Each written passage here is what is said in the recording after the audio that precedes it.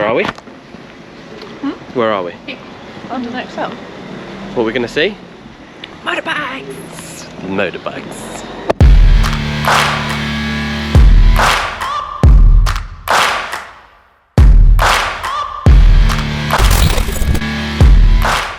Hello everyone, today you join us in London at the MCN Motorcycle Show in 2024. You join us on a Saturday, really busy day it was. You can see the crowds are everywhere, and some of those stands were particularly difficult this year to get on, such as Triumph and BMW, but they were there, and if you waited your turn you could get on a bike or two. A couple of major players missing this year. I didn't see any Ducati there, which is a shame. But yeah, we had lots of opportunities to look at some nice clothes, nice leathers, and some interesting bikes. Okay, so the first bike you see as soon as you walk in MCN is this crazy looking custom machine by Paul Milbourne. Now, this has got a 2002 R1 engine in.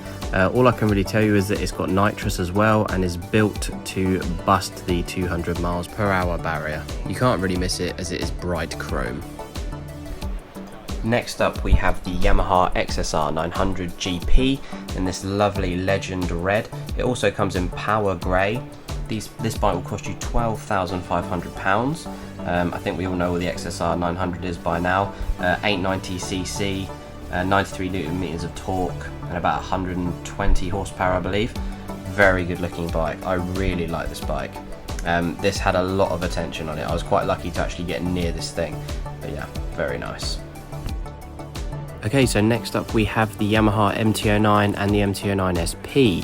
The engine on this bike remains mostly the same.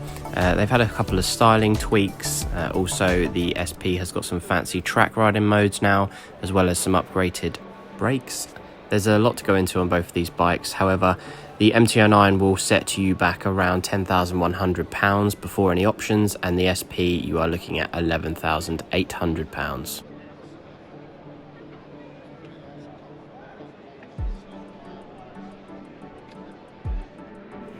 So the next bike on your screen needs absolutely zero introduction. It's the 1390 Super Duke with that fancy new headlight. Now this bike boasts a power to weight ratio of nearly 1:1. It's 201 kilos and 190 horsepower. It also has 145 newton meters of torque, so this bike is an absolute animal. Not sure on the headlight myself. What do you guys think? Overall, I can't wait to try this bike. Prices start at near enough £20,000. So right next door to the Super Duke we have the 990 Duke. Now this is a 947cc LC8C parallel twin. It produces 123 horsepower and 103 newton meters of torque. KTM do boast that this is it's more aggressive camshaft profiles and longer valve openings, resulting in improved rideability. The base price for this bike is £13,000.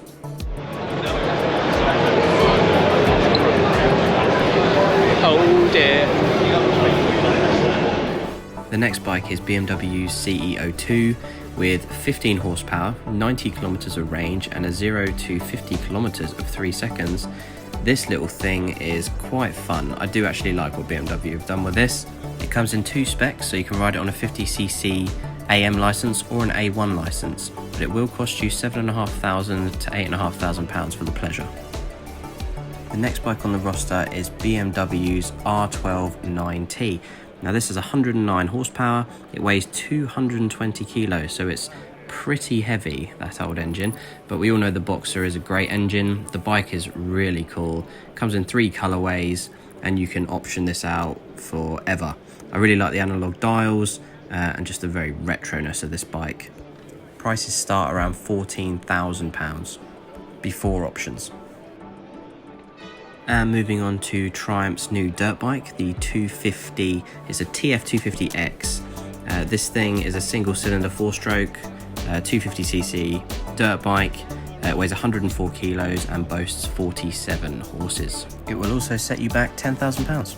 Next up we have Aston Martin's AMB 001, which was inspired by their, quote, no rules track hypercar Valkyrie AMR Pro. They say or claim that this is 225 horsepower and it's got a power to weight ratio of 1.28 horsepower per kilo, similar to that of a Formula 1 car. Interesting looking thing. I think they've done quite a nice job. Estimated cost £150,000 to £200,000.